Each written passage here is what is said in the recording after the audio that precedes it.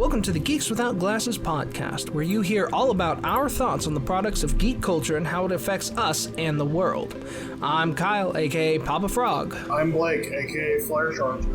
And I'm Corey, aka Custer. This week, we're talking about Star Wars, and to kick us off is our friend, the Professor.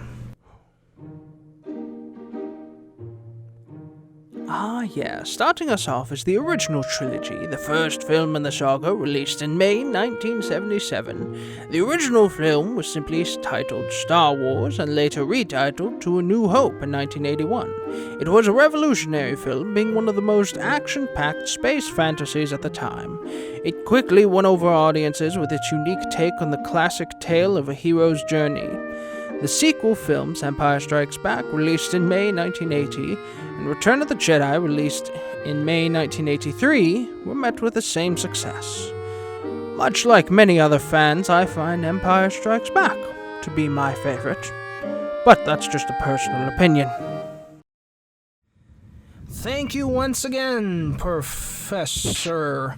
As he said, this week we're talking about Star Wars, which, to start us off, we're going to be talking about the original trilogy, which is one of my absolute favorite trilogies of all time.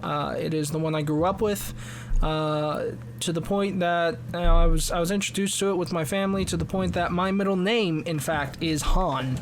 And I think that's the coolest thing, and now I've shared it with the entire internet, so yeah. That's awesome. The original trilogy was something that I've always loved and looked up to. You know, the fantastic action, the, fight between good and evil, the redemption of Darth Vader, of course. It was always my favorite of the three trilogies.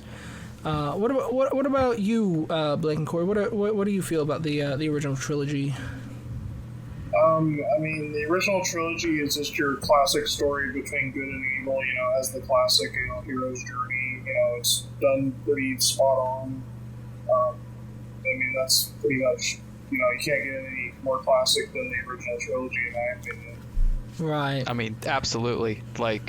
Especially, it's a kind of tried and done thing, but back then, especially in terms of sci-fi, it had never really been done before to that type of scale, to that level of success, and just done that smoothly. There are very few hiccups in terms of the original trilogy and how it's done. It's phenomenal. It is, and the funny thing is, it kicked off a lot of firsts for filmmaking in general. They designed an entire camera system based off of how they wanted the shots done in that movie. They designed like a special camera rigging, I believe, to help guide the camera through the shots, because oftentimes the shots of the ships flying and such are is just the camera smoothly going through the scene. So it's pretty big, not just for the sci-fi industry, but for the film industry total. I didn't even know about that. And I know exactly what you're talking about, because I'm thinking of the run on the Death Star and how the camera followed the ships. I didn't realize that there was something specifically designed for that. That's really cool. Go ahead. Yeah, New Hope, is revolutionary, and, a lot of the Hollywood executives thought it was going to flop, because no one was interested in sci-fi back then. They thought that, and, it didn't turn out that way. Sorry, go ahead. So, was Star Trek a thing at this point when A New Hope came out? It was, okay, because I was trying to think if it came out before. A lot of the big science fiction and science fantasy stuff that you had in this time was Flash Gordon, Star Trek. Flash. I believe, how was it, with the robot, and I forget the name of it. The robot? The Robinsons. Lost in Space, that's right. Lost in Space was a big influence. Yeah. There was definitely quite a bit of sci-fi, science fiction content, but none had necessarily breached into such a science fantasy kind of telling of the classic hero's journey. You had a lot more science fiction, from what I understand. I think the most science fantasy things got was probably Flash Gordon. I remember watching an episode of that with all the capes, and definitely fantastical. But yeah, Star Wars was one of the first big science fantasy things, and it brought a lot of action and a lot of speed to the genre that wasn't previously there. Yeah, and you talk about being big. I mean, Star Wars, it took over the world. It took over the mainstream, which was just insane. Yeah. I mean, the original, now it's called Star Wars A New Hope, but the original was just called Star Wars originally. And, the hype, when the Empire was first coming out, the hype around Empire was insane back in the day. I heard from people that were around back then.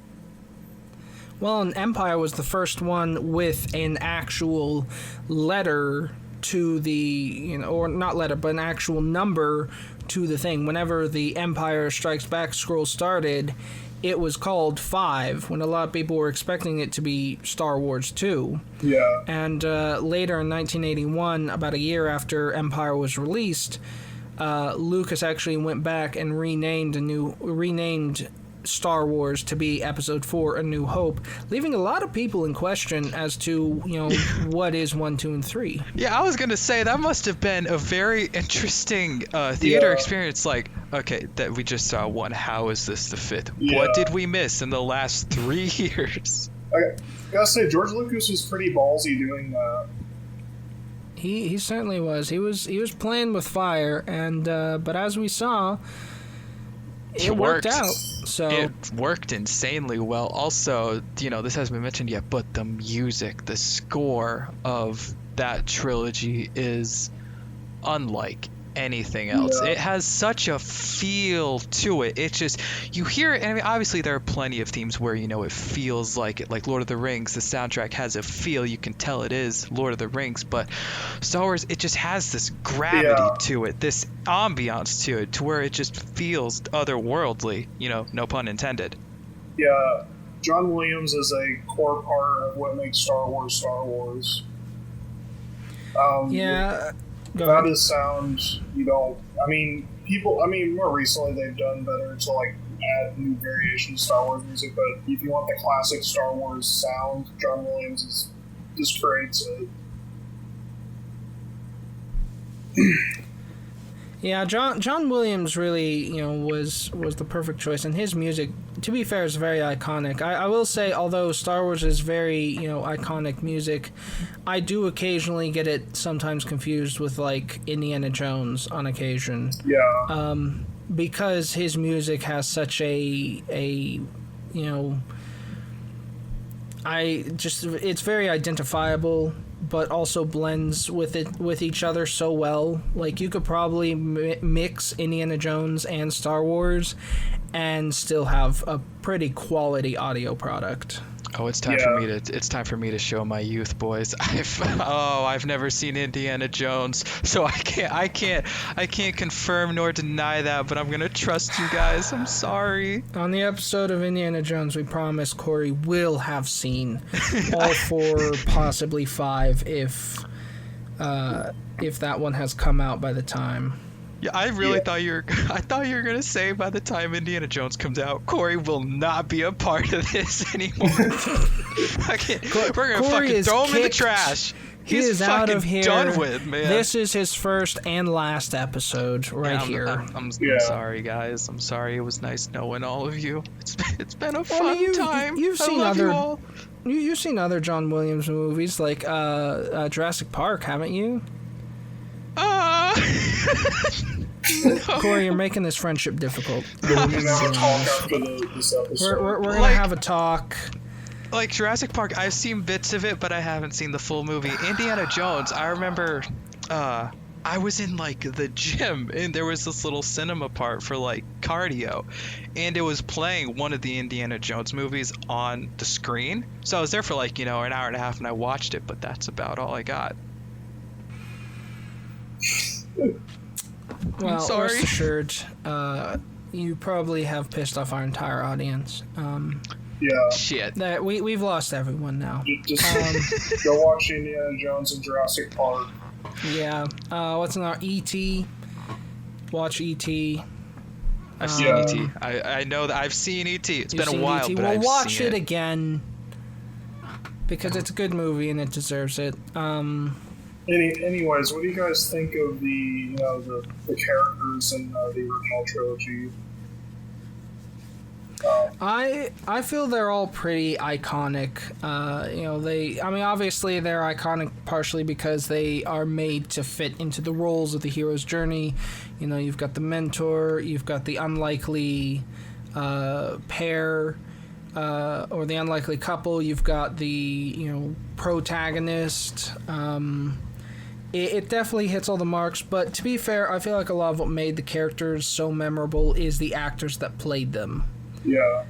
They are what true. brought the life to each of those characters, and even though the acting isn't necessarily the best, as I have come to terms with, it's still good enough that we're sold. I think that's where a lot of Star Wars' strength resides, is its characters.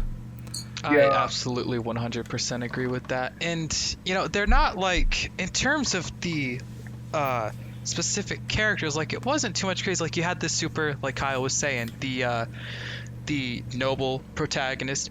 You have the character who's Darth Vader was definitely the most complex character in there, but even then, having a character who kind of flips alignments. And going to the acting part, I think they all did a pretty good job with the script that they had. I love Mr. Lucas, but what was the one about... Dialogue isn't his strong suit. The dialogue is rough. I just think of the Princess Leia very quickly saying, "I am on a simple diplomatic mission to Alderaan," and da-da-da, and whatever Luke had about, picking up some power converters. Yeah. Good lord. Go to Toshi Station to pick up some power converters. Yeah, and I think that was Luke's first line he had to record, and Mark Hamill was saying what is this script, my man? But it does make Luke seem it makes him seem whiny at first, but then later on it's like, man, he's really come a long way since that whiny little farm boy on Tatooine. So it's a good contrast there to when we get to Return of the Jedi and see him doing all this badass shit.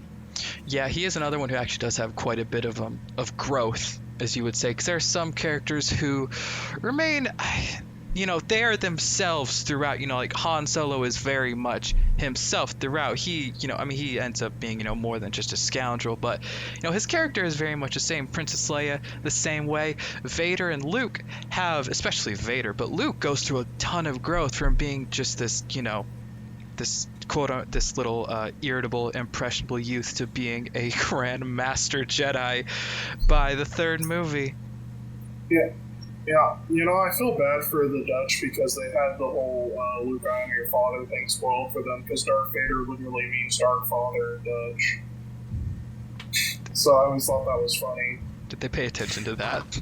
Well, I always feel like, people say that it ruined it for the Dutch. A lot of names have, second meanings and stuff. So they may have seen it, and it may have been spoiled, he's clearly Luke Skywalker's father. But they could have also seen it as maybe, he's the father of the Empire or something like that. I feel like there's a lot of ways to take that didn't necessarily spoil it like everyone keeps saying it does. Mm-hmm. I just personally feel like, spoiling was not necessarily the effect, or it didn't spoil quite as much as people may think it did. Yes. Yeah, I don't think people would probably put too much thought into it at that point. I mean, maybe they could have, but I wouldn't have noticed that. I mean, maybe if I was Dutch, maybe I would have been like, Darth Dad, that's interesting. Yeah, people were going crazy with Star Wars theories back when the original trilogy came out. Right. Going back to the, I'm your father, talk about a twist. I mean, because I remember I heard that originally it was supposed to be Obi-Wan killing Luke's father, which honestly I would be quite intrigued to see how that story would have gone, and if Alec Guinness at that point, if he would have still, his character would have still been alive, or Obi-Wan would have still been alive. But what a twist. That is, the granddaddy of plot twists in cinema. Yeah. It's like sort of like it created the cliche of like the villain is your parents. Like Star Wars is the main thing that created that trope. Yeah, I always love the trope of the villain is part of your family or whatever. And in Vader, Luke always has, even after he knows that Vader is his father, he still has faith that Vader can come back to the light, and he eventually does in Return of the Jedi at the end when he throws Palpatine down the reactor shaft. Mm-hmm. I know that trust, and talking about Luke's growth, I mean, like, I'm trying to think. He always has that idea that Vader can come back. Like, he doesn't ever really count him out. Especially after learning that Vader's his dad. I mean, like, he's always like, there's good in you. I can sense it. I can feel it. Yeah, I think he says, like, you're conflicted or something like that. Now, Kyle, I got a question for you, because obviously you were talking about the camera angles. What are some of your favorite shots in this trilogy? Honestly, a lot of my favorite shots are, some of the more cleverly done ones. For example, whenever the Emperor and Darth Vader are stepping out of the Imperial shuttle in Return of the Jedi, they had the painted lens effect for that, which is always one of my favorites whenever I learn about it.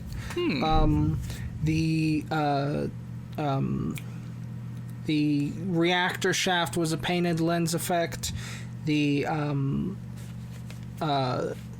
shot where the Millennium Falcon is being pulled into the Death Star for the first time is a painted lens effect. And for those of you who don't know, basically what that was they would hire an artist who would paint on like a panel, and painted lens effect is not the actual term for it. I forget the proper term, but they would paint basically on this panel that would be cut with like a hole around where the actual action is. So, it's usually a still frame with like a little cut or sliver to where you can see the actual action happening, be it like the Emperor and Darth Vader walking down the thing, those are the only two people who are actually visibly moving then. And it was a cool way to do, big grand scenes like that with the limited technology that they had. And so those are easily some of my favorites in any movie, really. I always find it super creative and cool. Also, a lot of the flying shots, which is when they employed the fancy camera. Is whenever the tracking shots, like in the Battle of Hoth, whenever you're following the speeder through the legs and whatnot. When you look at the behind the scenes of that, it looks so smooth in the film, but then you see the behind the scenes and see all that they've covered up with that, and it's just really ingenious. Yeah. Wow. Y'all are gonna learn that Kyle here is definitely the biggest film guru out of all of us. I wouldn't say guru, but you love your films, though. You definitely do. know a lot more than I do. Guru implies that you're good at them. Yeah, I mean, it's I would say, you be good at films. I mean, you're definitely a film buff. I would say that. I would agree with that for sure. And Blake, I got now a question for you. Yeah. So, obviously, the original trilogy loves to have a lot of fights, whether it be firefights, fights in space, or lightsaber fights. And I got a question for you. What are some of your favorite fights, whether it be a lightsaber duel or a battle in space or a firefight in the original trilogy? What are some of your favorites? The Death Star run is iconic, just seeing all that, and, it's very impressive, and it still holds up pretty well today, the Death Star trench run. Even though, it's not very, it's not doesn't have insane choreography. The fight between Obi-Wan and Darth Vader just has a lot of emotional weight to it. Like, even though it doesn't have insane choreography, it's just like two dudes touching sticks together, basically. Hey man, don't discredit his spin, okay? Don't discredit Obi-Wan's fancy little spin he does right in the middle.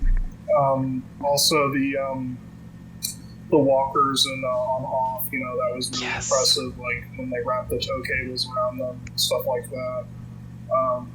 And the fight between Luke and Vader in Return of the Jedi, that was a pretty cool fight. Mm-hmm. Absolutely, those are all solid choices. You can't go wrong with many fights in the OG trilogy. Yeah, it's like they're all pretty solid for the most part. Mm-hmm. In my opinion. What are some of your favorite fights, Corey? So one that always stands out, one that you actually haven't mentioned, it is Luke and Vader at the end of Empire Strikes Back. Oh yeah. That fight, like, it's not like you were saying with Obi-Wan and Vader, and honestly with all the lightsaber fights, that there's not much, choreography. And as we'll, move forward with other trilogies, there's a bit more choreography, but it just felt so real.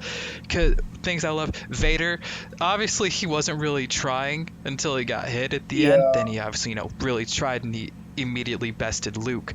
But there's just something I love about that. It had such a weight to it, and I love the setting. I love the setting of Bespin with all the steam and just that final area where you get the reveal. I love that set. Yeah, I just love how you can tell that Vader is toying with Luke and not taking him seriously. What about you, Kyle? Trying to think. Like, although the fights were really good in Star Wars, and obviously I absolutely enjoyed them. I don't know, the fights, as cool as they were not necessarily my favorite thing with Star Wars. Not necessarily saying that they're bad, but just like they weren't necessarily my focus whenever I watch Star Wars. There's something just about like the scenes, the way it's all done. The music mixed with the fights, mixed with the camera choreography. Just the end product. Yeah, the end product. I will say probably one of my favorite fight scenes, I guess you could say, would be the asteroid field in Empire Strikes Back. That's one of my absolute favorites. Very, very clean and, fluid flying from, the TIE Fighters and the Millennium Falcon. Really, really cool, honestly. I like it. You're a big fan of the flying in it, aren't you? Well, to be fair, I love flying in, like, almost all things, like, and not to mention it's the Millennium Falcon, so of That's course. True. That's true. Talk about it. Classic ship design. And speaking of the designs for the different vehicles in this, whether it be, the Millennium Falcon, or on a grander scale, the Star Destroyer or the Death Star, it's all very uniquely designed. It doesn't really seem like anything else in sci-fi. Like, it has very distinct style to it. Very distinct shapes, that is for sure. And the way I also like the world building, like how they explain the Force in the original trilogy, and how it's everything is connected to the Force and stuff like that. I just like the mysticism of the original trilogy compared to the rest of Star Wars. Mm-hmm. That's something I. Go ahead. It's like as Star Wars has gone on, they've kind of demystified the Force a lot, but the original trilogy still had the mysticism of it. They definitely took away a lot of the mystical magicalness of the original trilogy in the later movies. That's not to say it's bad. Just I do miss the classic mysterious feeling of the Jedi. Yeah, it was just so unknown. Like, you heard about it and you would witness it, but there was so much that you just didn't know about the Force. Yeah, you hear about things about, like the Clone Wars and the Jedi, and you're like, you wonder what that was, but, they didn't really elaborate on it. It felt like a mystery, and it caused a lot of intrigue for audiences to explore and to try to experience, try to figure out the start of the Star Wars fan theories. Yeah. Oh, the fan theories. Star Wars has a lot of Yeah. theories. Some of the craziest fan theories in any fandom. Ain't that the truth? Now, obviously, as much as we love the trilogy, it's not without its flaws. Now, I want both of you guys, starting with Kyle, I want you to give your biggest flaw with the OG trilogy. Biggest flaw? Of course you choose me first. Hey, man, you're a fan here. There are no flaws. I must It's test all you. perfect. It's pretty close. I would say probably one of the biggest flaws, probably just of Star Wars period, but probably script. As we mentioned earlier, Yeah. dialogue is not really the best in the series. It's good for what it is, but it certainly leaves a bit to be desired. Yeah. I feel. Blake? I would say the weakest aspect of the original trilogy for me is probably the choreography, like the fights. You know, they have a lot of emotional weight behind them, but it's just like they don't really do anything that cool with the lightsabers at the end of the day. They just kind of, you know, hit some sticks together, and that's about it. I would. Oh, go ahead, Blake. That's all I have to say. You can. What do you not like about the original trilogy? Oh God, where do I start? No, there's very little. Like, I mean, it's just I'm gonna go on record for being a lot of classic movies. Obviously, I haven't seen or I'm not the biggest fan of. I'm very blasphemous, and I'm sorry about that. But Star Wars, it just does something. Like, you know, the OG trilogy, it just does something to me. But piggybacking off of Kyle, the dialogue, it's rough. And this ain't gonna be the only time that the dialogue is rough, so it's definitely not specific to the original trilogy. But there is a bit of a charm in it to where it would feel kind of off if it didn't have some of the super extensive dialogues or monologues. If it just had all normal, just talking, it wouldn't quite feel like Star Wars. Yeah, I feel like the weird dialogue of Star Wars is kind of what adds it to it being its own thing. The campiness does certainly make it into, you know, more of its, not just its own thing, but more iconic, I'd say. And finally, this is it, boys. This is something that I want to do with all three trilogies, by the way. I want both of you guys, we'll start with Blake this time. I want you to rank these three from your favorite to your least favorite out of just these three. Don't include the others. Okay. Not yet. I would say my favorite is probably Empire, then Return of the Jedi, then A New Hope. Interesting. How come? Just because, you know, Empire has, you know, all the... I feel like Empire is just the height of the original trilogy. I'm not saying, like, Return and A New Hope are bad. It's just, like, Empire has, like, you know, the big twist. And, you know... The Han gets frozen in carbonite, you know, you don't know what's going to happen in Return. And Return of the Jedi has the climactic finale. That's why it's, you know, but, you know, the Ewoks and stuff, I feel like kind of take it down a peg from Empire. I don't hate the Ewoks as much as other people do, but they definitely kind of put a damper on the movie. Definitely. And The New Hope, it's a good movie, and I understand that, like, the other two wouldn't exist about it, but I feel like it's the weakest movie in the trilogy. And what about you, Kyle, my friend?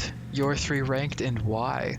Probably pretty similar, but just swapping Return and Empire Strikes Back. You know, Return of the Jedi, I always love the epic climax, the finale. You know, and seeing all of them there, seeing badass Luke, you know, it's something that, you know, is, in my opinion, very entertaining and certainly probably one of the ones I've watched the most of my own decision. And then Empire Strikes Back, of course, as iconic as it is, and it is probably pretty tied with Return of the Jedi. It's, you know, it's probably one of the most entertaining of the Star Wars films, without a doubt. Just between action, story, Yoda. You know, that's the first time we all got introduced to Yoda. And I'm not gonna lie, a hot take, I prefer old Yoda to new Yoda. What do you mean, like puppet Yoda? Yeah, I prefer old Yoda to like prequel Yoda, where he's all serious and frumpy. Oh, you prefer the snappy Yoda? That's what I like to call him. I prefer the snappy kind of crazy Yoda. Yeah, Muppet Yoda. That's what I call him. Yeah, Muppet Yoda. Hey man, you can't go wrong with crazy Yoda. I love crazy Yoda. They're fantastic. What about you, Corey? What's your ranking and why? No, I don't wanna just repeat you guys. Attacking the rest of us. Now answer yourself. I know. Oh, it's gotta be. Okay, the top two are actually really difficult. So it's tied between Empire and Return of the Jedi. When I was younger, it was definitely have been Return of the Jedi. I definitely didn't have a problem with the Ewoks, and I still don't. They were cute. They were fine. They shouldn't have killed stormtroopers, but hey, everything kills stormtroopers. Everything does. Kill stormtroopers. So like, hey man, shoot an arrow through their socket, shoot it through their helmet. I'm fine with that. But as I get older, my ripe age of 21 years old. Old age of 21 I know, my ripe old age. I'm the baby of this trio, but I have to really puff myself up. I gotta puff myself up. I only got a few more days of being 21. Puff pass, buddy. I know, but Empire, I really appreciate it. I really appreciate that fight. I appreciate just the twist with Vader, and the settings wise, I don't know why, I really love Bespin. I love the design of Bespin. I love Cloud City. I just love that. So I'd probably have to go 564. 564. That's solid. I think that's a lot of people's choices. Yeah. Yeah, and I wonder, what do you guys think the reason is for Episode 4 being, bottom for most people? Because it was the most. I mean, I feel like New Hope was the most limited in terms of scope compared to the other two. Well, it was the starting out. It was whenever they did the classic hero's journey, because in the other ones they follow a more original story in the hero's journey. So you had the classic hero's journey, which as fine as it was, kind of held it back a little bit. I feel. You have the dialogue was probably its most campiest. You have whiny Luke. The combat or fights or whatever was the most, I don't want to say weakest, but like it was the most lack of choreography, with the fight between Vader and Obi-Wan and stuff. The least intense. That's the term I should say. Yeah. I can agree with that. And it's not that it's a bad movie by any means. It's just it's a lot of people prefer the others more for good reason. Yeah. I agree. I totally agree with y'all. I've also watched A New Hope like 50 times between school and family and other stuff. So I've kind of gotten to the point where I'm a little sick of A New Hope. As much as I love it, I'm a little sick of.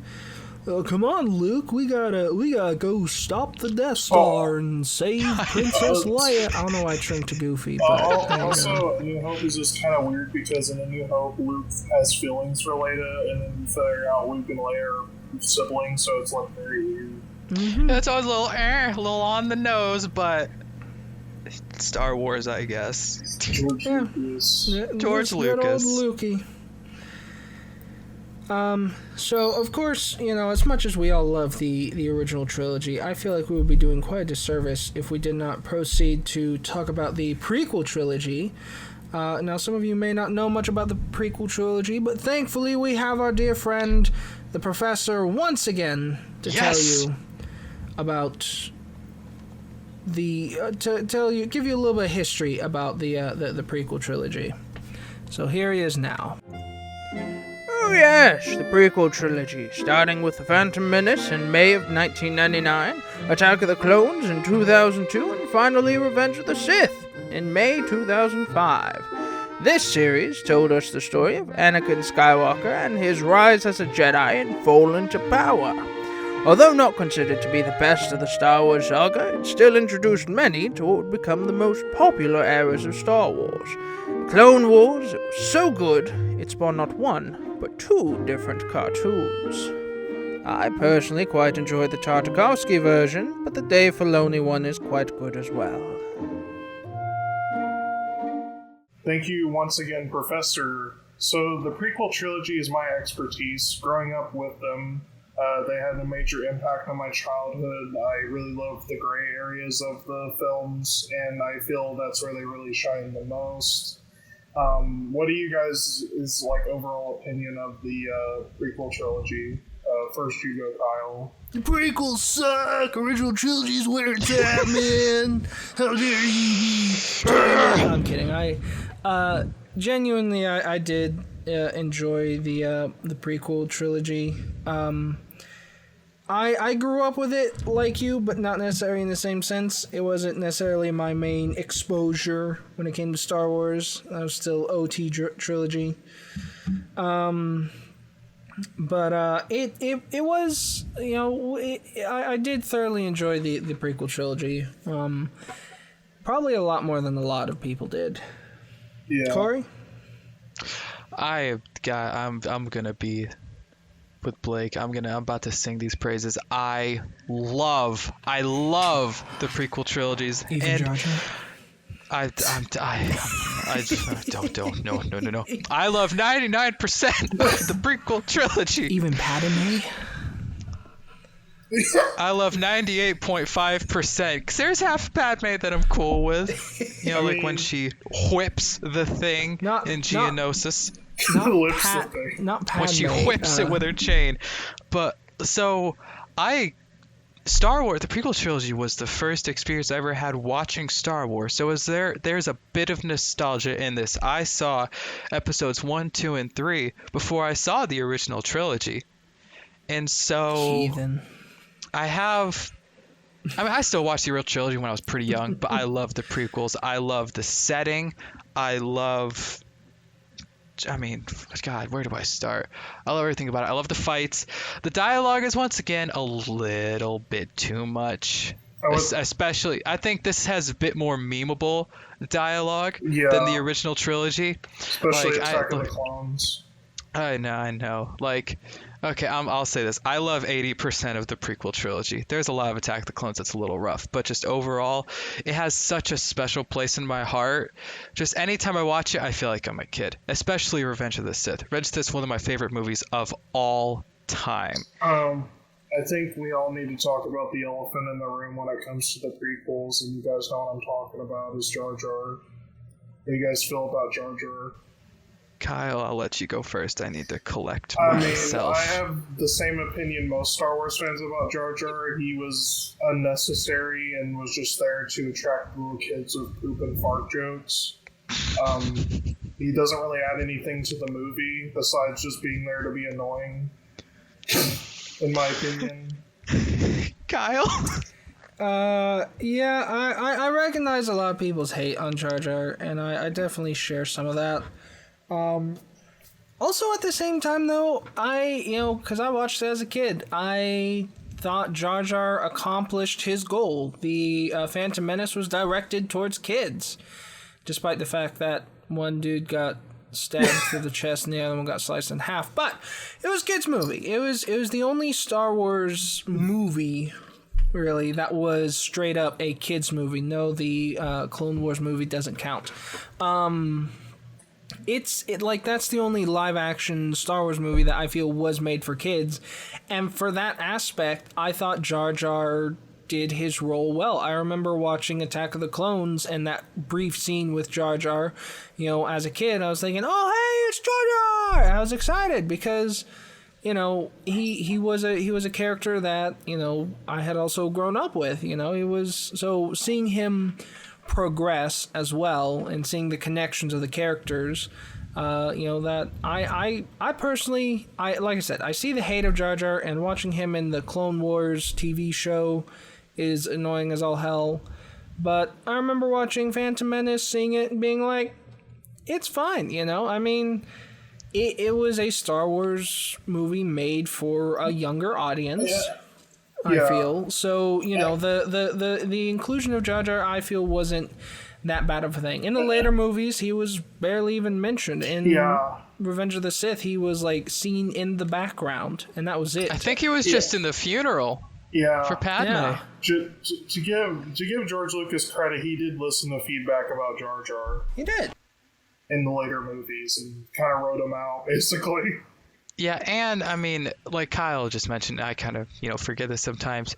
Episode 1 was made for kids. You forget, just ignore the slavery part and the murder, but... It had a lot of more adult themes, I agree, but it was made to be flashy and stuff for kids to enjoy. Yeah, and Jar Jar does do his part. It's just, as you grow up, he becomes a bit unbearable. And that voice, that god-awful fucking voice. I love how Phantom Menace was made for kids, yet it starts off with a trade negotiation dispute. that's how it starts. I was like, yeah, kids totally love trade negotiation disputes. That's like their favorite thing. That's how they attempt to start. Well, it was like a weird mix of trying to appease to kids and appease to adults, and like I said, it's kind of like one of those things when you go back and you watch movies for kids like Land Before Time or the insert kid movie here. You see these ridiculous characters and you recognize them, like, hey, this was a kid. It was a kid movie. He was there to entertain the children while the adults got into the more in-depth plot. And in that regard, whenever I rewatch them, I kind of see it like that, in that, he's just there for the kids to entertain them, and he's not meant to be taken seriously. Mm-hmm. He's goofy for a reason. I think the reason why Jar Jar's hated so much is because other franchises handle comic relief like that a lot better, and than the prequels handle Jar Jar. Yeah, maybe just a bit more, I guess, subtly, because Jar Jar is very much an on-the-nose type of character. Yeah. But he's not, outside of the first film, he's not in it too much, and he doesn't ruin the film either. Yeah, Phantom Menace is still a great movie. There's plenty to love about the Phantom Menace. Once the plot of Phantom Menace gets going, like once they arrive on Tatooine, that's when the movie really gets going. Now this is pod racing. Now this. Okay, I got a question for y'all. So, Little Annie, how do you feel about Little Annie?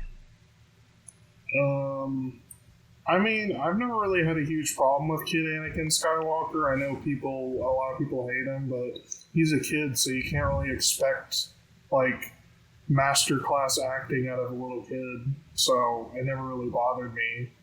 Anyway, I mean, I did thought it was kind of creepy that he was like crushing on Padme as a little kid. It was kind of weird. That was uncomfortable. I crushed on Padme at his age too. I don't fault Anakin at all. Here's what made it weird. It wasn't that we all crushed on Padme. It's that Padme kind of crushed back on Anakin.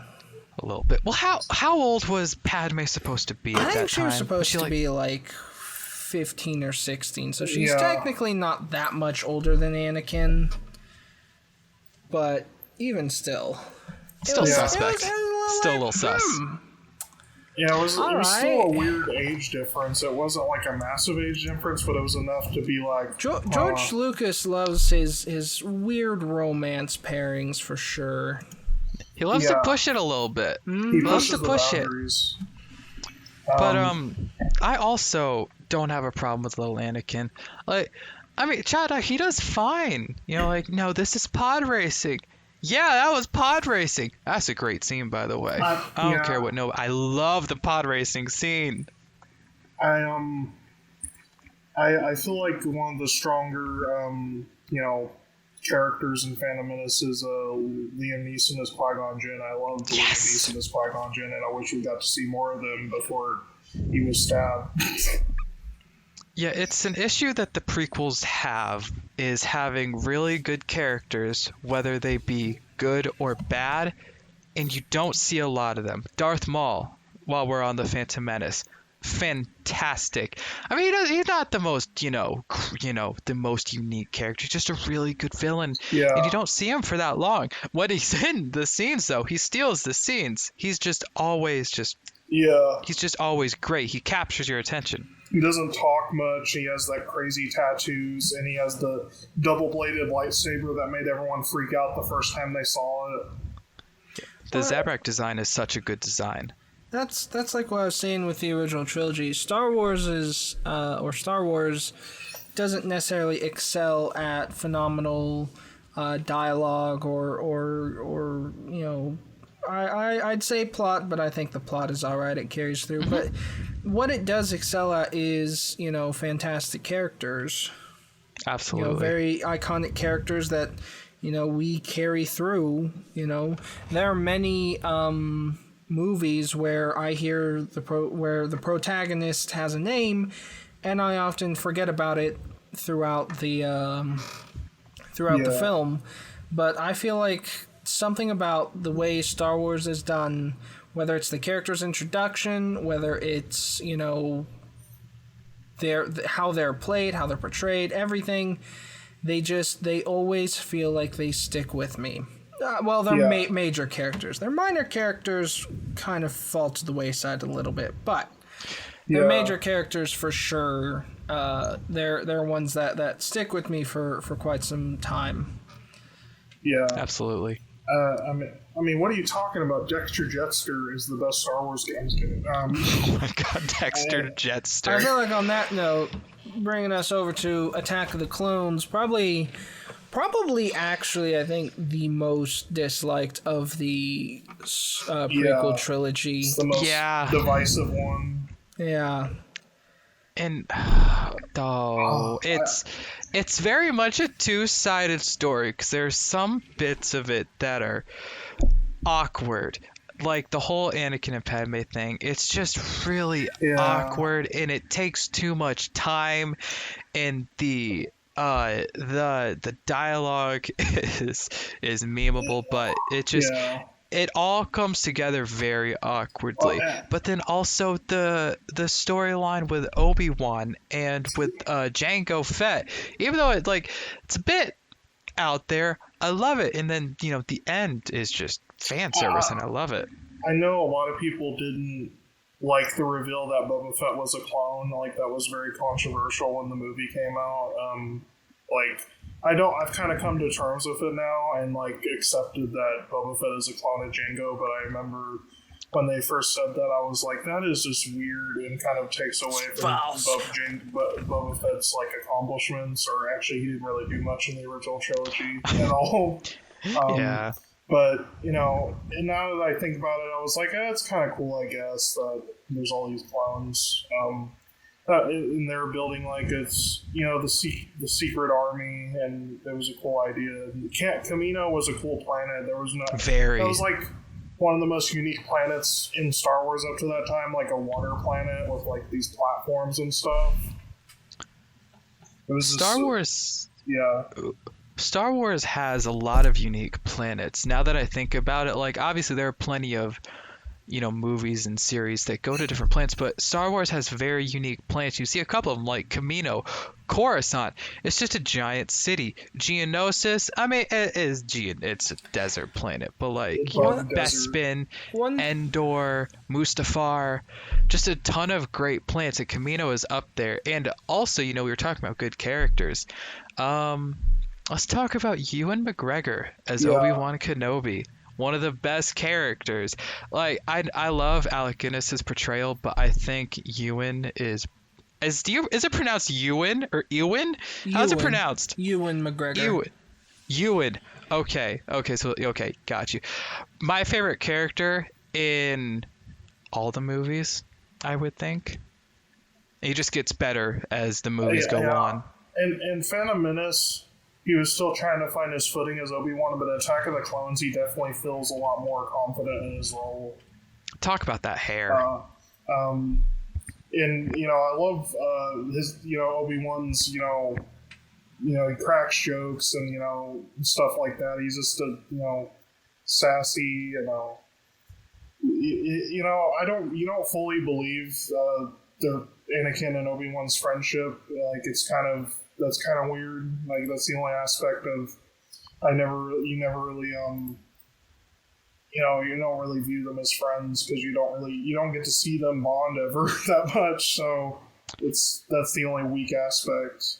But besides that, Obi-Wan's story in Attack of the Clones is pretty solid.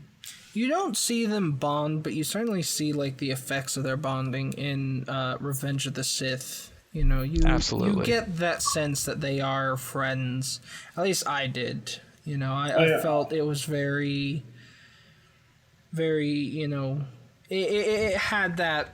They, you got the sense that there was history amongst them. Yeah, you felt a lot more in Revenge of the Sith than you do Attack of the Clones. Mm-hmm. I got a quick question for you guys in terms of Attack of the Clones specifically.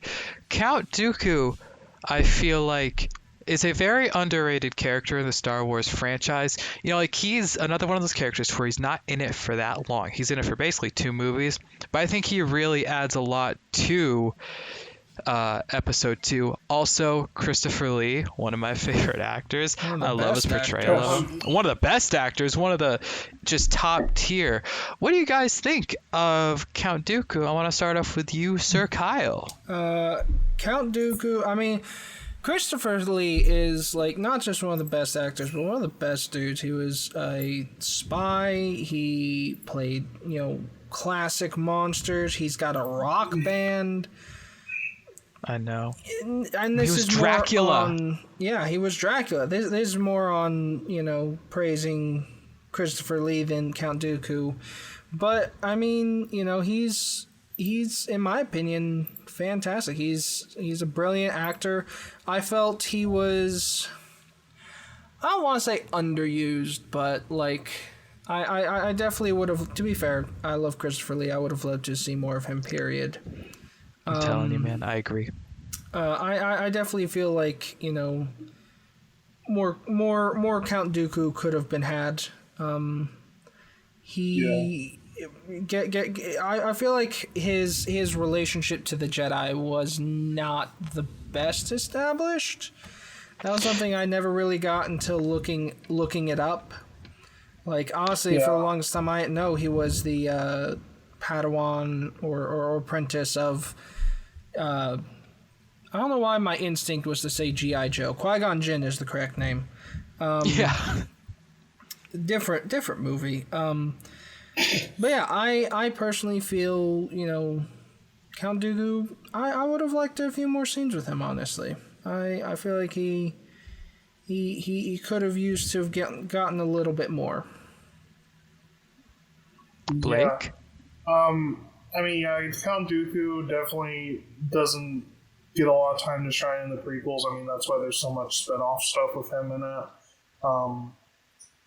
His relationship with, him, the idea of him being like an evil fallen Jedi that kind of grew disillusioned with the Order is interesting, but they don't really go much into it in Attack of the Clones or Revenge of the Sith.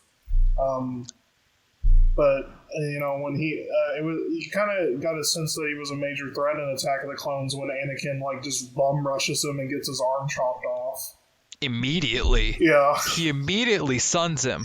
Yeah, and then Obi-Wan and then Yoda comes in to save their ass. How'd you guys feel about seeing Yoda fight with his lightsaber? I've seen some people talk about the fact that it doesn't fit Yoda's character. I'm a bit more basic, and I don't mind the acrobatic, crazy Yoda just kicking ass. What do you guys think? It's definitely weird because, it would have been hard to do that kind of choreography if a Muppet, flying around like that. It would have looked ridiculous. You definitely wouldn't have been able to achieve it, that's for sure.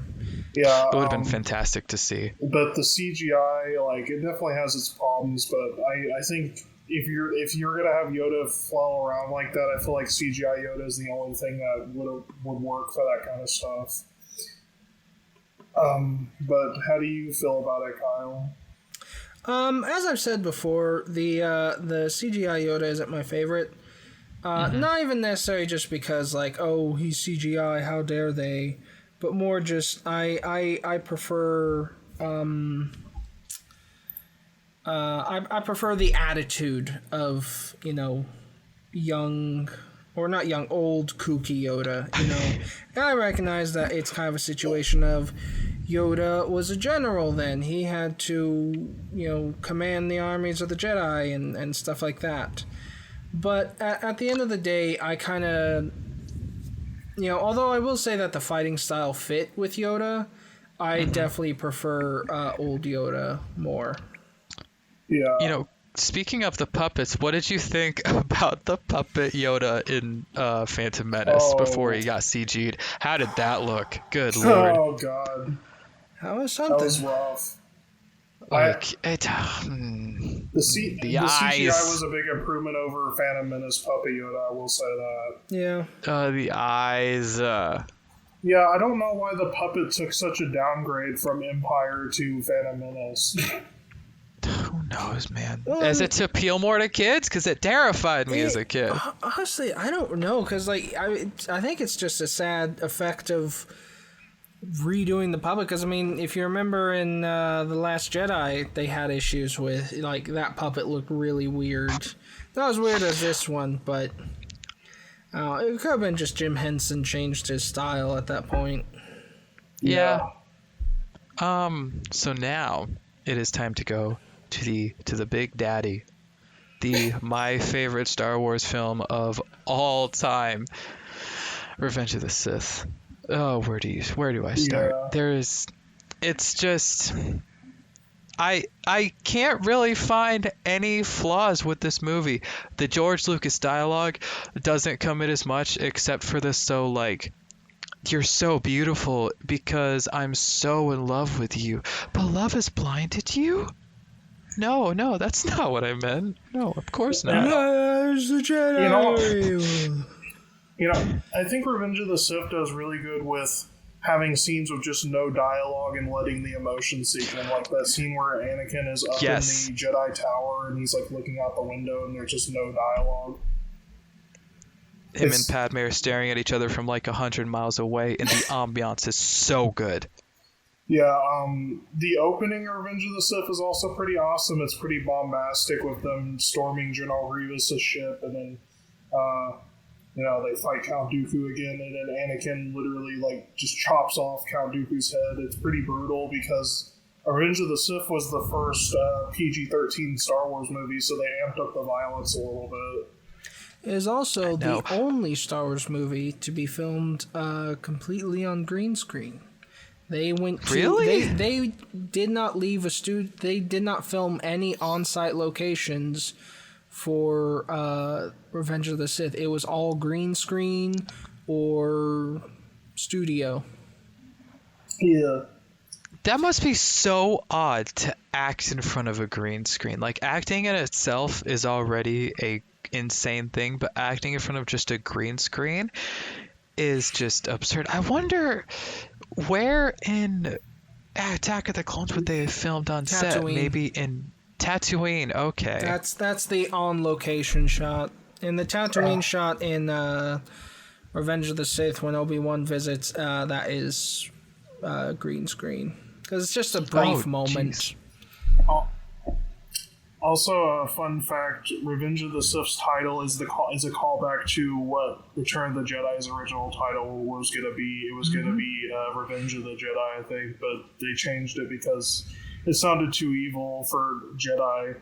But they brought back the name here because it made more sense for the Sith to want revenge because they're evil. It did. Yeah, I was gonna say, like, if Episode 6 is gonna also be called just Revenge of the Sith, that must have been a real confusing title. Like, wait a second, I thought this is where we win, bro. But this is the movie where Palpatine's plan comes into full effect, and you see what he's been planning for the entire prequels.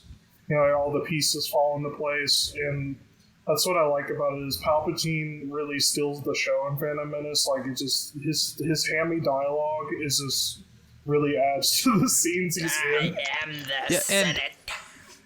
I know, and this is our first time mentioning Palpatine slash the Emperor, and just throughout all six first movies, he is just constantly just stealing the show, especially in Episode 6 and Episode 3, because I don't even know if he's mentioned at all in Episode 4, He's A New not. Hope. And then Episode 5, see him a little bit. 1 and 2, you see him more as Sheev, which is still the most unintimidating name I've ever heard. Yeah. Sheev. Like, no offense, Mr. Emperor, but I'd laugh if he was like, I am Emperor Sheev Palpatine. Like, okay, all right. Yeah. But just a great character, great villain. Yeah, but yeah, Revenge of the Sith reveals the whole Clone Wars was a proxy war, like that it was, between, there wasn't really a war going on to begin with. Palpatine just set it up as a power grab so he could take over. So I've got a question for the two of you who are the fans of the prequel trilogy. Now, Yes, sir. supposedly one of the big reasons that the prequel trilogy did not do quite as well is because it split away from the fantastical nature of the original trilogy and focused a lot more on the governmental aspects of the universe. Yet in the Clone Wars cartoon series, that was almost a sole aspect of some of the episodes. So why do you think it didn't necessarily work in the prequel movies but did in the cartoon series? Blake, you first. I think the cartoon series found ways to make it more interesting. Like George Lucas was not good at making the politics and intrigue seem any sense interesting. It was just, in the prequel movies, they were just all in the Senate chamber floating in chairs, and that was it. They were just talking and giving exposition. But in the Clone Wars TV show, you get to see the effect of, like, the decisions they're making in the Senate, not just, like, them talking about it. Just, like, you get to see the real effects, just besides, like, oh, we're just going to sit around and talk about this new trade policy, what's going on. That's a really good point. And, I don't have too much of a problem with the political nature of it. Like, I think Revenge of the Sith has a pretty decent balance. I mean, you don't really hear much about politics in Revenge of the Sith. It's a lot more faster paced. Yeah. And you have a lot more going on. But I think Blake was spot on. They just talk about it. You don't really see much happen in the original trilogy. It kind of like also piggybacking off the fantastical nature, the whole midi-chlorian thing. Yeah. Like, I never really bought into that, but it didn't hamper the movies for me at all, because by the Revenge of the Sith, you don't hear much about midi-chlorians. Yeah. Except for the whole talking about Plagueis. That's just more something you really hear about in Phantom Menace, which is, it didn't do anything for me. It really didn't. But the political nature, like Blake said, it just, you saw the effects of it, and stuff went with it, along with, not just talking about it in a Senate chamber or in Palpatine's office. Yeah, it's like politics in the Star Wars galaxy can be interesting if it's framed in the correct way, but it's like the prequel movies did not do that for the most part. Yeah, plus, I think the dialogue just, the movies, especially Phantom Menace, was made for kids, but the dialogue, politically, was not made for kids. Yeah. It was just two different worlds, and they didn't mesh well at all. Yeah, it's just... I never really hated the politics as much as other people did, but I understand why people don't like it as much, because the original trilogy didn't really have it at all. Yeah. Now, for you guys, a question. So, Anakin's turn, when he finally turns, he, slices Mr. Windu, and he gets barbecued off of the tower into wherever he might be. Is he dead? Is he not? The world will never know. But obviously, it's a pretty quick change, and then he instantly starts killing kids and destroys the Confederacy. It just murders everyone. Now, some say the turn is way too sudden. Blake, I want to start with you. What's your thoughts on his turn? Do you think it was too quick, or do you think it made sense? If you take the Clone Wars out of the equation, it does seem pretty sudden.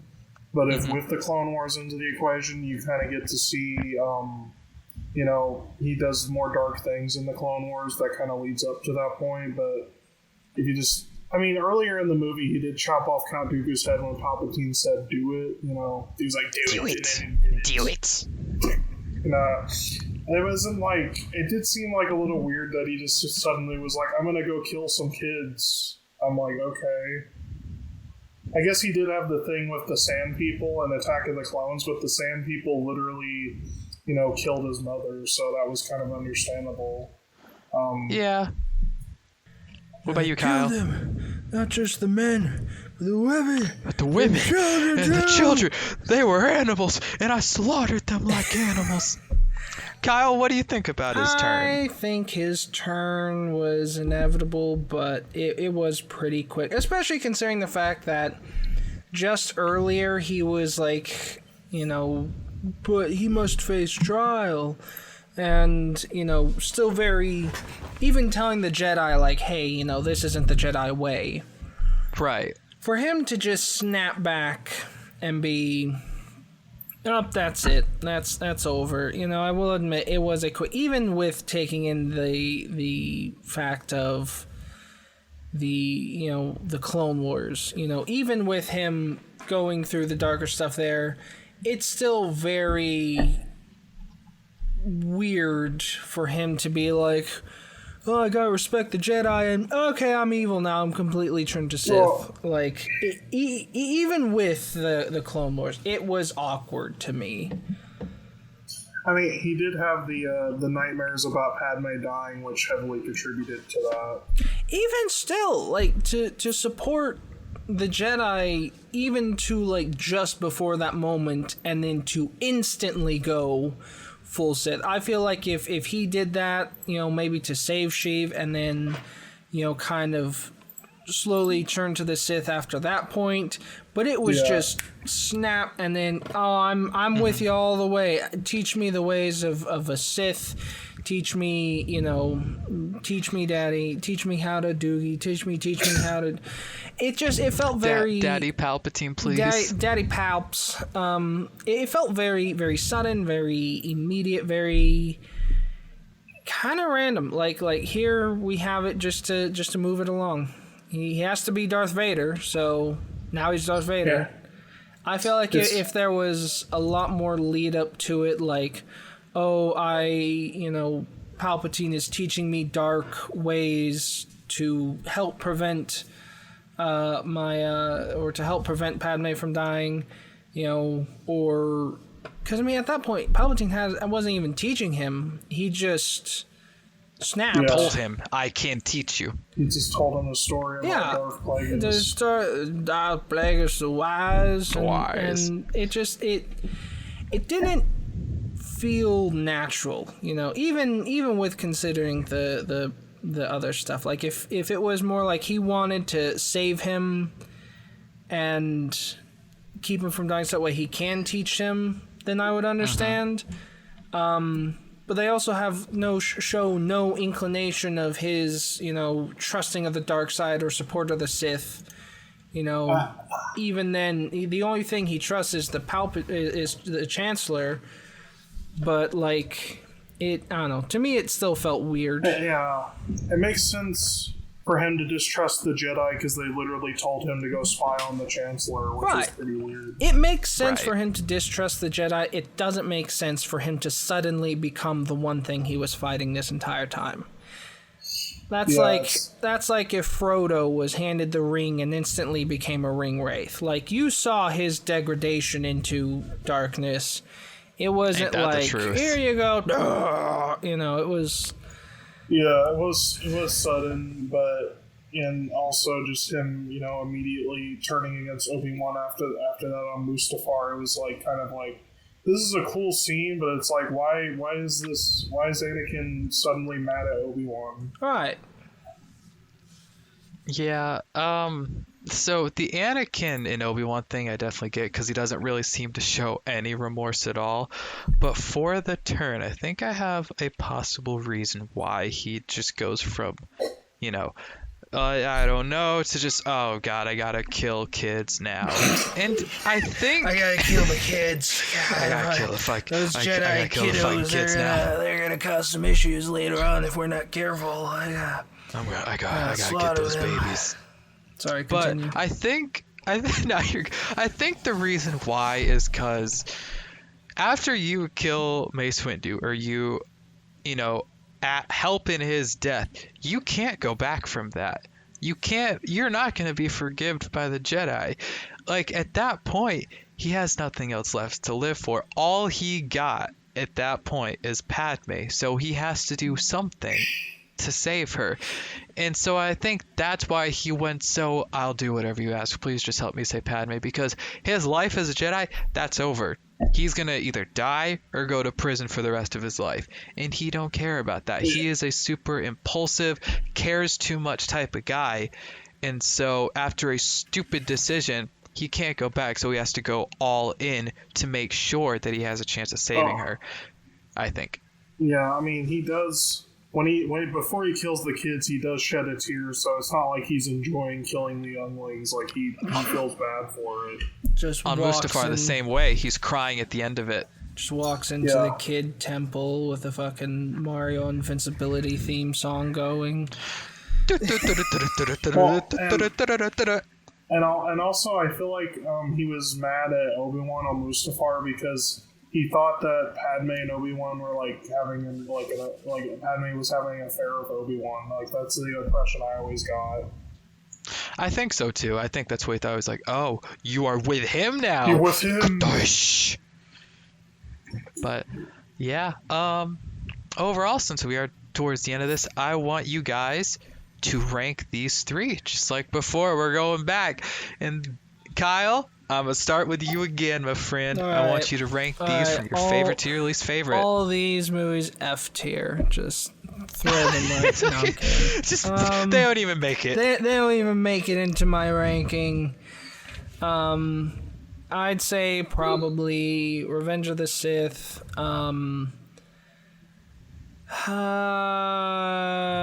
Probably Attack of the Clones, and then Phantom Menace. That said, I like Phantom Menace and Attack of the Clones pretty equally. And Blake, my friend. I would agree with that ranking, actually, just because even though, like, I feel like Phantom Menace, even though it does have the cool ending fight scene, I think Attack of the Clones has a lot more, like, cool scenes than Phantom Menace does overall. Like, you have the Battle of Geonosis, you have the chase with, Jango chasing Obi-Wan in the fight and all that. It just has a lot more stuff. And I mean, you have Dexter Jettster and his diner. I mean, what more do you really need from a Star Wars film? In fact, Attack of the Clones all I need is #1. the death sticks. All I need is the death sticks. Death sticks. That's all I need. I need to see a trial run. I need to test them out. That's what I need. Play the Fantasy Flight game with us on our future show, Noob Gamer. Just oh my gosh, where I just senseless all plug. the board games. I'm amazed that you guys ranked Attack of the Clones above Phantom Menace. That's a rarity. And I totally agree with you guys. I think that Phantom Menace had a better ending, but Attack of the Clones was a bit more of an intriguing movie throughout. That's a now, weird its bad scenes are opinion you bad. have, but I agree. I know, Yeah. it's such an odd opinion, but I swear I agree with you. And I I really do, support. like... I mean, let's put it this way. Revenge of the Sith is far and above those two. Yeah. Yeah. I mean, for me, Revenge of the Sith is above everyone. But, it's just a great trilogy. And I think now it is time to go to that dreaded place where we all must go to the sequel trilogy. And it's time once again for the Professor to take us there. Take it away, Professor.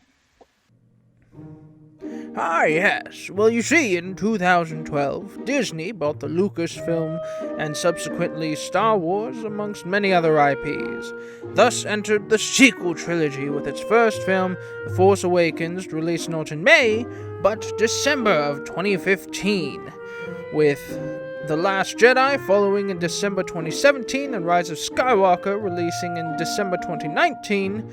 Many fans were split upon the quality of these films. Some thought it was poor, some thought it was better. But regardless, I think we can all agree that these three films were a little bit disappointing in comparison to the original Lucas Saga. Thank you, Professor. I really appreciate that dazzling intro, and it is time. It is time, my friends, to talk about the one that we all really want to talk about, the sequel trilogy, the Disney trilogy, the Mickey Mouse trio. Came out very recently, and okay, I gotta just start off by saying these are Star Wars movies only in the name. The name of the characters in the name of the movies. It does not feel like a Star Wars movie. It just feels like sci-fi, and it starts off fine, a little bit samey, and then it just gets to being way too much nonsense. Yeah. And that's my biggest issue, is that, and I can't even fully explain why. There's just something about it to where it doesn't feel like a Star Wars movie. The characters, even the returning ones, don't really feel like Star Wars characters, except Luke a little bit, just a little bit. Palpatine is shoehorned in. Snoke made no impact. Kylo Ren is the only decent character, but it just doesn't feel like Star Wars. And it starts out fine. Force Awakens is perfectly okay. It copies too much, but it's a fine movie, and it just goes off the rails. Blake, what do you think about the sequel trilogy and all of its glory?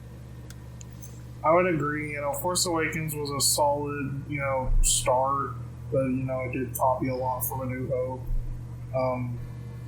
And Kylo Ren is an interesting, character. If he was done a lot better, he would be an amazing character. But they kind of dropped the ball in some areas with him. Rey feels like a very, too perfect version of Luke Skywalker from the original trilogy. Yeah, that's my overall opinion. So, how do you feel, Kyle? Okay, so I'm gonna start the bat. Hot take. Well, not hot take. I don't like the sequel trilogy, but I will say I feel like it's getting a bit harsher of a rap than it deserves from you two. You gosh darn movie haters. I'm very young and impulsive.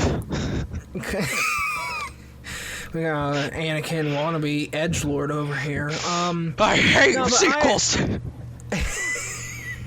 I hate sequels. They suck and get everywhere. They're everywhere. I personally feel as though the sequel trilogies, although I will agree, they did not feel a whole lot like Star Wars. They had moments that felt, in my opinion, very Star Wars. Like, there were some parts in it that were very... I felt the nostalgia hit, Mm-hmm. and it hit well. I do feel as though Rey is a poor character. I feel like Kylo is a better character than a lot of people give him credit for. He's got... I'm not going to say he's the best character or anything, but I definitely feel like he is, for sure, the most interesting character of the entirety of the sequel trilogy. He is... 100% agree. Absolutely the most entertaining and most engaging character. I feel he was the one I want to follow the most. Finn and Poe were also some of the most entertaining characters in The Force Awakens. After that, I feel like they both kind of fell poorly to the wayside. They didn't get their... They didn't continue to rise like Kylo Ren did. They kind of just had their movie, and then that was it. Rey, I feel bad for hating on Rey because, honestly, as bad as the characters, I feel like the actress did the best with what she had. A lot of people, they like to take the poor characters and throw it at the actors. There is a difference between poor characters and poor actors. I think you could say that for the entire cast. Like, every bit of this movie was acted extremely well. They all did the best with what they had. Exactly. They all acted fantastically. It's just they weren't really given a lot to act with, and it's kind of similar with the prequel and original trilogy. They're all pretty decent actors. It's just what they were given was not much to act with, and unfortunately. And go ahead, Blake. It's like the same thing with J.J. Abrams and Rian Johnson. You know, people getting a lot of flack, but you know, they just were doing with what they had to work with. You know, they did the best of what they had. Yeah, the disjointed nature of how the process for creating the movies went, it kind of, I think it adds to this point that Kyle was saying, is that, you know, a lot of these characters started off very strong. You think about Snoke, Finn, Poe, Rey, even, they all start off really strongly. They're such interesting characters in that first movie, and they just either get killed off really quickly, thrown away to the wayside, and just become side characters, or in Rey's sense, just get Mary sued? Is that the term that we want to use? Just honestly, I always say she just got boring. She's too perfect. Well, yeah, there's characters need struggle, and she never had much of a struggle, it felt. Yeah, and just, you know, it's a lot of, in a way, wasted potential, and then bringing back in the more nostalgic factors of it, with the most obvious one, in my opinion, being killing off Snoke and bringing back Palpatine. Now, I don't know if when J.J. Abrams first started with A Force Awakens, if Snoke was planned to be in all three movies or not. I'm not entirely sure, but I think it relied, especially in Rise of Skywalker, just a bit too much on the nostalgia factor. I think Palpatine did fine for what he was in terms of acting. He acted fine. He looked awesome. I loved Ghost Palpatine and that little machine thingy that he was in. I really liked how he looked, but it was just one of those things to where it was just like randomly added in, and it just became a bit overbearing. But I will say that first movie had a lot of promise, a lot of good characters. Yeah, I mean, it had some interesting concepts and ideas that were just dropped after Force Awakens and not explored at all. Honestly, I feel like that's something with all three of the movies, not even necessarily just The Force Awakens. Right. Like, all three of the movies had fascinating concepts that just weren't ever explored.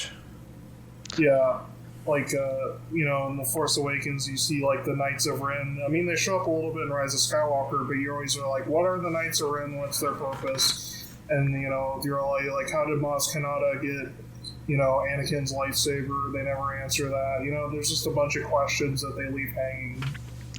And also, you know, going to something like that, in Rise of Skywalker, I don't remember the person's name, but Poe's high school sweetheart, I want to refer to her as. I don't know her name, but the smuggler friend her name either. that he had, they didn't do anything with her. She just popped up and then came in at the end. You could have done more with her. She could have joined the group. She could have been a big part of it. Rose did nothing. They did nothing. Yeah. Like, her and Finn, you know, rode horses on a Star Destroyer, but like nothing happened. The kid, what happened to that kid in The Last Jedi? He, you know, forces up the broom. You don't see him after that. See, you don't see it, but in the comics, Qui-Gon Jinn comes back to life, tells the kid he's got a high midichlorian count, and decides to take him on a Ghost Jedi adventure journey. Really? And he becomes Darth Vader too. That. And you were actually believing me there for a second, weren't you? I was gonna say, okay, midichlorians. That I don't know about that, and then Darth Vader too. But like, seriously, what? That was like 5 seconds, and nothing happened with the kid. I will say the idea of Palpatine returning is not a horrible idea. It was done in Legends pretty well, but they just did not execute it well. It felt shoehorned in. Yeah. And then also, a little aside, specifically lightsaber fights. A lot of the fights in this were great. I love the space, battle in it. Especially that first one where it wasn't even a space battle. It was a little scene on that planet where Solo, Finn, and Chewie got captured, and then the Resistance came in, and that little scene above the water, the dogfight, I love that. But the lightsaber fights, they don't make or break a movie, but they left a whole lot to be desired. Yeah, especially the fight in the throne worm scene has a lot of flaws and weird things with it. Yeah, just missed potential. Got a question for you guys. What'd you guys think of the music in it? It was John Williams. It's John Williams. He rocks in everything. He does. I will say there were a few shots that it felt very... And to be fair, this is something that, honestly, I feel was done with the entire trilogy. Very key jangly nostalgia. Oh, here's something you might remember. And I don't usually like it when they do that. I remember one of the big ones was in the Battle for Crate, when suddenly they play the soundtrack to the TIE Fighter battle from A New Hope. They suddenly start playing that in the middle of it, and I'm sure, judging from your guys' silence, you probably didn't necessarily catch it, but it's kind of one of those things where it's it's kind of key jangly. It's oh, hey, here's something you remember. Yeah, there's a fine line between nostalgia and doing something more. Perfect example of the fine balance, in my opinion, is Mandalorian. I think it does a really good job of having the nostalgic moments, but still just being a really good, show in general. But I think the new trilogy, especially as it goes on, tries a bit too much with the nostalgia. Another example, Lando, he just pops up hey, that's Lando. Then he disappears. Then he comes back at the end hey, I'm Lando. Hi. Hey guys. The new trilogy has the worst kind of fan service where it's just I'm here now and I have no reason for being here. I'm here, I exist, and I'm cool, and Bye. You remember me. Bye. I'll see you in another half hour. Or in Lando's case, I'd say hour and a half, I think. Hour and a half. Yeah. So now I do want to shine a little bit of light on one bit of nostalgia that I liked. It's the ending of Rise of Skywalker with the whole I am all the Sith, I am all the Jedi. As a whole, I don't care for that scene, but I like hearing all the voices for the different, Jedi characters, whether it be Hayden or Mace Windu, and a bunch of other characters. I know that there was a video on YouTube where you see all the Force ghosts behind Rey. I didn't need that, but I liked hearing the characters. I liked hearing the voices. I liked that. Yeah, it's like that ending scene. It's cool visuals, but then once you really start to think about what's happening on screen, you're this is ridiculous. How can Palpatine shock a whole fleet with his Force lightning? And I'm how does that work? Clearly you're not familiar with the D&D Force lightning spell. No, I'm kidding. You're not familiar with Force Judgment, are you? Do you know Plo Koon? I do not. I don't, and I also hate the ending, the very ending scene where Rey says, "I'm Rey Skywalker." I was oh, she didn't earn the Skywalker name at all. Why didn't she just stay with Palpatine? And she was a Palpatine, not a Skywalker. You could have made Palpatine such a good name. It's just that scene solidifies this trilogy. It's trying to be something it's not. Embrace who you are. Make something good of it. Don't rely on the past. Yeah, Like, it could have been such a cool thing with her being a Palpatine, and it didn't go anywhere. She didn't turn evil, which she doesn't have to turn evil, but something has to happen. Keep the name, make Palpatine a good name. Be like, haha, fuck you, Emperor. I'm gonna take your name and I'm gonna make it a good thing, a nice thing. But no, I'm just gonna ignore it and be a I feel Skywalker. like that's the Star Wars script we all deserved. I know, fuck you, Palpatine. I'm gonna become a cool Palpatine. People are gonna like me. I'm gonna hand out candy. Screw you. Fuck but it's you. gonna be healthy candy made from like apples and acorns and Apples shit and because I acorns. care about the environment. To hell with you, so- Daddy Palps. I don't want you anymore. So we talked about the new characters in the new trilogy, but how do you guys feel about how they handled like Luke and Leia and Han and all them, like the classic characters? Corey, we'll start with you. So I would say 60% of them were rough. Luke, I don't hate how they did Luke as much as most people do. I don't like how they did Luke in The Last Jedi. I think he's a bit too of a curmudgeon, but also he disappeared from there in shame, so it makes sense that he wasn't really on board with the idea of it, but it's a bit too much. Leia, I think they did really well. I like how Leia was, especially with rest her soul, Carrie Fisher passing when she did. I think they did as good of a job with her as they could have. I loved her character. Han Solo, I really liked his character. He had a lot to do in the first movie. And that scene with Kylo Ren in Rise of Skywalker, maybe my favorite scene in that movie. Being that thing that kind of helps push him over the edge, because it wouldn't have made as much sense if Luke did that. I like the fact that Han did that. Chewie was, fine, a little bit side character, but that's fine. They shouldn't overtake the show. R2 did nothing. C-3PO, basically nothing. Lando, nothing. Palpatine, nothing. Started off good, but the extra characters just didn't do much. What about you, Kyle? What do you think? The extra the original cast was pretty clearly nostalgia key jangling, kind of like I said before with the music. It was very disappointing, especially because I've read a few of the Legends books of the New Republic, and seeing what could have been the story of Luke and Han and Leia and those three and Lando even, seeing what they could have become, but seeing instead what they did become. It was very frustrating and disappointing. A lot of the characters felt like filling in the roles of previous characters. Luke felt like he was trying to be Yoda.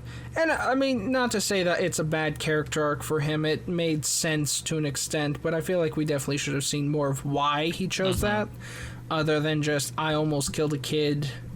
Yeah. I almost Anakin Skywalkered, but I didn't. I know. Leia was probably the one who had the most character and interest, which I think is cool. She's definitely probably one of the most interesting of the original cast. And Carrie Fisher, of course, did an amazing job. Han was Obi-Wan Kenobi, but sassier somehow. I know. And it felt very... It felt like they were filling the roles or just there for nostalgia. Like Lando. Lando especially was there because, hey, I'm an original Star Wars cast member. You guys remember me. He was probably the worst offender of this. And as someone who again read some of the Legends books, who grew up with these characters, who loved them, it was very disappointing seeing them all kind of put aside. Obviously, I can respect that they're not main characters, but treat them a little bit better than how they were. I know, give him some love. He could have been a bigger part. He could have played a big role, and maybe you see a bit more of him getting everyone together to help save the day at the end. Nah, they just show up with 10 million ships. Like, hi. Hey guys, Yeah, it by was the like, way, I'm Lando. Yeah, it was just weird. I was like, I would have preferred Lando to just be there from Force Awakens instead of him being shoehorned in Rise of Skywalker. Or, I mean, if you don't have anything you plan to do, you don't have to bring them in. You don't have to. You know, you had the makings. It's Lando Calrissian. Everybody knows and loves Lando. He's the coolest, man. I know. Don't bring him in. How else are we gonna bring in the big buckaroonies, man? I know. Like, I gotta bring in Palpatine, man. Like, no one's gonna care about Snoke. People are gonna care if you make us care. Like, you have the makings of a that's good... like costs money and it's expensive, man. What are you talking about? Everybody knows. Everybody knows. Sheev. Like, you could have. Stop. It had the makings of a good trilogy, and it just threw away. I would love to live in a world where JJ made all 3 movies to see what he would have done. Yeah, I would have loved to see that and see, like, you know, Kylo and all of them have like a 4, because I feel like if Kylo had, you know, a fully fleshed out arc throughout the 3 movies, and maybe if he was the main villain in Rise of Skywalker instead of Palpatine, it could have turned out a lot better. I feel like he should have been for sure. Yeah, and the saddest part about this is that it's some of the issues were out of the director's control. Like, if it had a fully fleshed out and planned schedule, we could have gotten something a lot better. I mean, God knows, like, the extra scenes that JJ filmed in Rise of Skywalker that we never saw. Like, who knows what we could have gotten. And it's a shame because there's promise, but it just wasn't, you know, fulfilled because a different director came in, did a whole bunch of weirdness with it, and then, you know, we got what we got. I feel like a lot of people, you know, put the blame on the fact that we had a different director. For the record, the original trilogy had a different director for each of the different movies. It's less that there were 2 different directors and more the fact that the 2 directors went in such opposite directions. They didn't have a pre-set out plan. They didn't have, you know, it was all flying by the seat of their pants, basically. And so multiple directors is not a bad thing. You know, the only Star Wars trilogy that had the same director for every one was the prequel trilogy with George Lucas, and we all saw how that turned out. But, you know, having multiple directors, I mean, like, you know, me and, like the 3 of us say, you know, Empire Strikes Back and Return of the Jedi are some of the best Star Wars movies, period. They both had 2 different directors, not even George Lucas. So it's just kind of a product of having a plan, having it thought out, having the story set up. Because The Mandalorian, even, the first season, had a different director for each episode. Did it really? It's not necessarily about how many directors you have and who directs what, per se, but having the cohesive story predetermined. Jon Favreau and... is it Kevin Feige? Dave Filoni. Dave Filoni, right. yeah. I think Kevin Feige is Marvel. Jon Favreau and Dave Filoni sat down and worked out the story of The Mandalorian. However, each episode was done by a different director. And that's fine. It shows off styling choices. Mm-hmm. It shows off, you know, skills that each of the different directors have. It's more just you have to have that predetermined story of, like, this is, you know, this is the plot that we're going with. And the sequel trilogy did not have that. So, yeah, and also you have to have respect for whatever director, you know, for the things the director did before. You can't just be like, I'm gonna do my own thing, fuck what the previous director did. Exactly, and that's unfortunately something Rian Johnson, and even for that matter, J.J. Abrams did. I mean, they both basically J.J. retconned Abrams each other. set up a plot. Rian Johnson trashed J.J. Abrams' plot, and that sucks, but at the same time, J.J. Abrams went through and disregarded everything that Rian Johnson had set up. So, like, neither are, you know, good in this regard. They both kind of cheesed each other, and together worsened the trilogy. But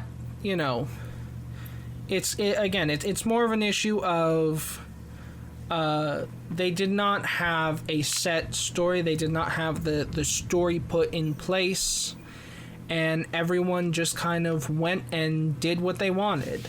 And they basically, the sequel trilogy is people making people who have been given enough money to make their own fan films without thought of the repercussions, really. Just a bunch of pettiness.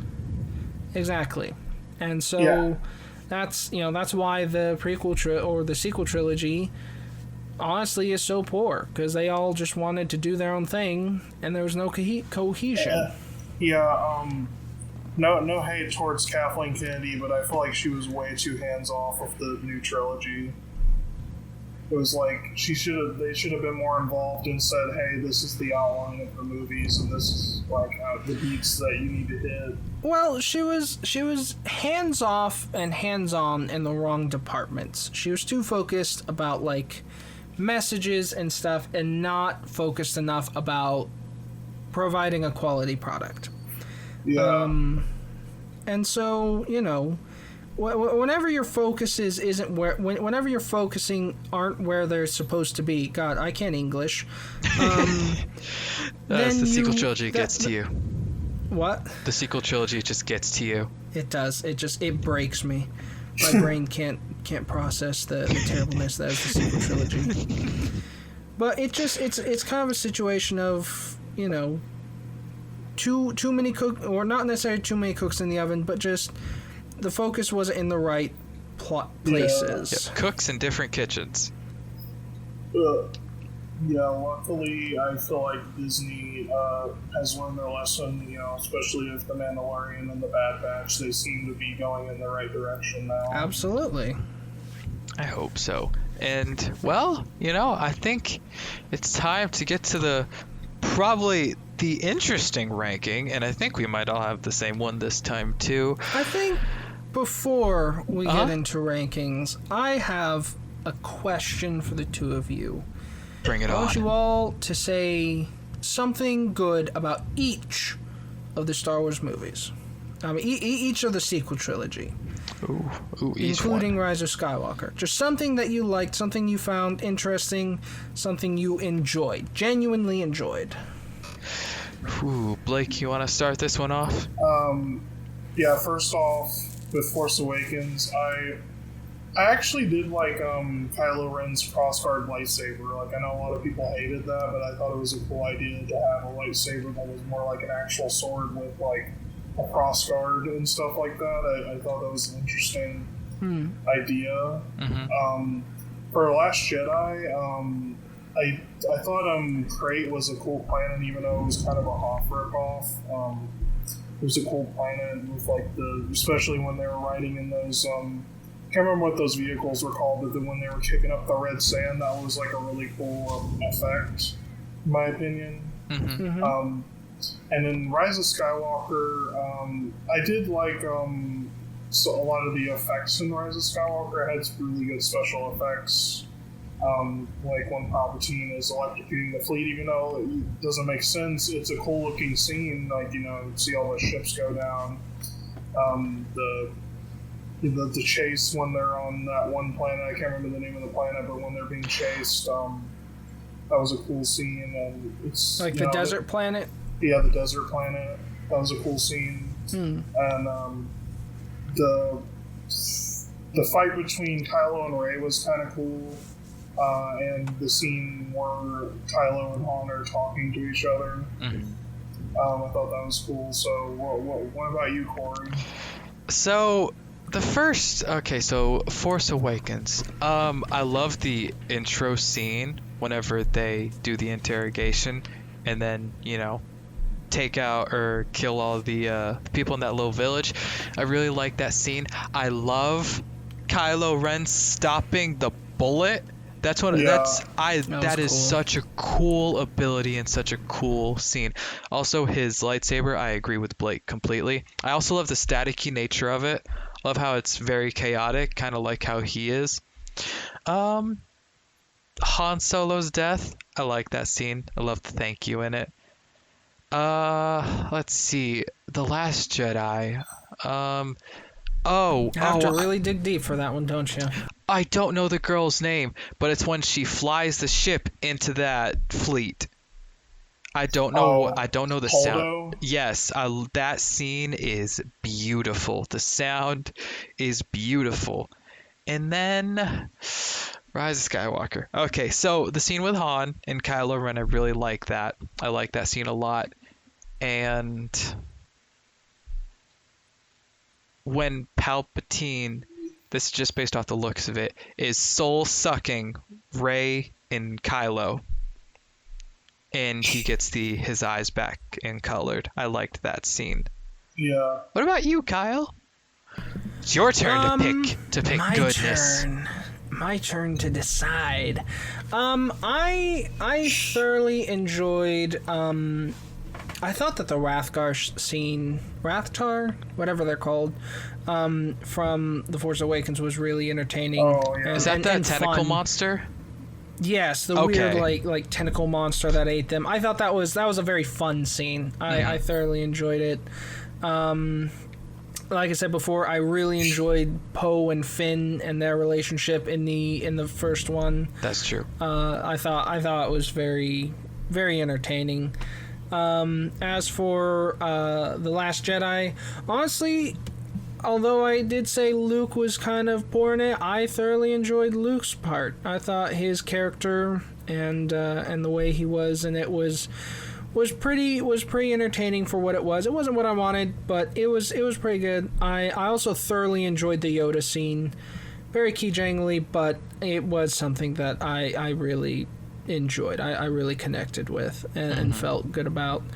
As for the final, the Rise of Skywalker, I loved the idea behind the Rey Palpatine. I feel like it should have been explored better, but I thought it was a really cool concept that they really that if they had explored better, I felt like would have made a much more entertaining movie. But I thought it was a really awesome aspect or concept that they introduced. Mm-hmm. Yeah. Now, Now. Corey, tell me your rankings. Okay. 7, 8, 9. I think in that order. I think 7, kind of like Revenge of the Sith, is very much toppling over Rise Skywalker and The Last Jedi, but I think it's Force Awakens, Last Jedi, Skywalker at the bottom. What about you guys? Blake, let's start with you. Give your verdict. I have a more controversial ranking. I would say I would put Force Awakens at the top, then Rise of Skywalker, then Last Jedi. Mainly because Really? I feel like The Last Jedi made me more angry than Rise of Skywalker Really? in certain areas. Yeah. Wow. At first I thought you were going to put like Last Jedi over The Force Awakens, and I was going to have to be prepared. No, I wouldn't do that. I was gonna have to prepare, get into my stance. I know. I was going to have to just get ready, get warmed up, prep for all this. Kyle, it's your turn. All right. Rise of Skywalker's number 1. No, I'm kidding. Force Awakens is my favorite, followed by The Last Jedi, and then Rise of Skywalker. They kind of steadily declined, in my opinion, and in my preference. They just kind of steadily this one was good. This one was okay. This one kind of sucked. It had a lot of good moments, but I was not the biggest fan. That Rise of Skywalker was the only Star Wars movie I left the theater and was like, so that's it, huh? That was titled Star Wars, and and certainly had Star Wars characters, and yep, that was a Star Wars film that I technically just watched. That was a trademark Star Wars movie there. That was trademark Star Wars, and it was canon too. Yep, that happened. A lot of feelings. I feel like for Rise of Skywalker, you have to turn off your brain. You really do. It had good moments, but again, it was not one that I left the movie like the other two. I was like, yeah, Star I know. Wars. Yeah, like that. Yeah, let's go, Star Wars. Even Solo, which is kind of better than the sequel trilogy in my opinion. I was like, yeah, Star Wars. Let's go, Star Wars. But the Rise of Skywalker, I was just like, nah, Star Wars, huh? That was a movie right there. It's gonna get a rating on Rotten Tomatoes. I paid money to see this. That was also the only Star Wars movie I did not see opening night. Me too. All the others I watched. Well, I don't think I watched Solo opening night, but all the others I watched opening night, and that one was I was like, that one like my mom was like, do you want to go see it opening night? I was like, no, not particularly. It's gonna be more expensive. You can watch it opening weekend. It's kind of like you saw it just because you were like, I already saw the previous two, so I just want to see how it ends. I did not have high expectations. I went and saw it. I was like, you know what? I saw the previous two. I am a Star Wars fan, so by law I must watch this, but I'm not excited, and I wasn't impressed. But that is my ranking of the Star Wars films, and that, ladies and gentlemen, brings us to our last segment, where our news anchor here is going to discuss the upcoming news and events that are happening in the Star Wars cinematic universe, I suppose you could say. So, here he is now. Welcome, ladies and gentlemen, to GWG News. Hello, folks. My name is Nate Nathaniel, and I'm here with my co-host here. Hello, everyone. I am Tom Thompson. That's right. We got Tom Thompson here. You boys best be watching. Anywho, so today on the newscast, I know them GWG's been talking about Star Wars. Let me tell you, episode 6 of The Bad Batch done came out just yesterday. I tell you what. I heard it was a pretty good episode, if you ask me. I heard it had quite a few, twists and turns. But yeah. Yeah, I don't know really how to transfer this into you. I'll be honest with y'all. I'm a bit new to newscasting. I ain't quite so familiar with this, but I get Thompson. Hey Tommy. Hey, you got some stuff to talk about, don't you? No, well, and let me give you a bit of advice, my friend Nate and Nathaniel. You see, there is a simple phrase that we like to use when it comes to the news, and it's simple: back to you. In that exact tone, back every to time. you. Listen here, partner. I think you're asking a lot of me if you're expecting to change of tone. All right, so I'm gonna need you a change of attitude. Okay. Stop telling me what the hell I'm doing. It's America, country free as a damn bird. So you best done back off. All right, you know what? Back to you, Tommy. Oh man, Nate, this has been a good first time, and I gotta say, Nate, before we jump into the next bit of news, I just want to talk about how much I respect you as a newscaster and as a person, because of course the trio, the Geeks Without Glasses, whatever the hell their names are, they don't quite respect the talent that we have. But that's just a little aside. On to a little bit more news. Of course, with Bad Batch already coming out, we do have a line of shows coming in the future. The Book of Boba Fett is set to release in December 2021, with the series for Kenobi Andor, and Season 3 of The Mandalorian all set for next year's release. That is a hefty schedule, isn't it, Nate? You know, like I say, it's pretty damn hefty schedule. By the way, just kind of doing a little bit, lasso back to what you were talking about there about respect and stuff. Don't be blowing smoke up my ass. You know I don't appreciate it, and I'll be honest with you, I don't really respect your talent, but I got stuck here with you anyway, so might as well work with the best with what we got. You know what I'm saying? So, buddy, how about you just chill yourself there with the whole I'm gonna respect and they don't respect. Look here, partner, I don't give two shits about what they do, you know. They gave us jobs and shit, so you best, you know what I'm saying? All right, let me cut you off right there. Nate, there is one simple reason that I would tell you that. This is supposed to be a positive place. You think on the news anyone there likes each other? No, it's all fake. But it's the point. You gotta give the impression that you like each other, that you enjoy working together. You can't have a negative atmosphere. Look, you're still real new to this. I've been trained. I've been doing this for fucking years, all right? No, zip it. I've been doing this for years. I am a pro at this. All right, did you not see how quickly and thoroughly I went through all that? Episode 6 of Bad Batch came out yesterday, and I bet it was damn good. Man, who the fuck do you think you are? Who the fuck you think I am? I'll tell you something. I am the 9th champion rodeo clown tourney. You heard me, and clown. You sure are a clown. That's true. Is that where we're going? Well, you just saddle up there, pony boy. We gonna have ourselves a throwdown, boy. All right. Come on. Let's go. Let's go.